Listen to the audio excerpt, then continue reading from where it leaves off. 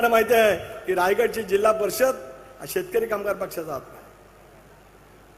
मासा पाण्याबाहेर पडल्यानंतर जसं तडफडतो, आज आम्ही संकल्प करूया की ज्या वेळेला या स्थानिक स्वराज्य संस्थांच्या निवडणुका येतील, बरेचसे तुम्ही पण आहात, प्रशांत ठाकूर साहेब पण आहेत, महेंद्र थुर्वे आहेत, महेंद्र दळवी आहेत, रविशंकर पाटील आहेत, धैर्यशील दादा पाटील आहेत आणि मी आहे. असं निर्णायक पैसे जिल्हा परिषदेमध्ये काम करूया की 62 जागा असतील तर 55-60च्या आसपास आपण पोहोचलं पाहिजे. पुन्हा एकदा कोणाला नाव काढण्याची ताकद नाही राहिली पाहिजे. त्या शिवतावरती महायुतीचा झेंडा फडकवण्यासाठी आपण कटिबद्ध होऊया.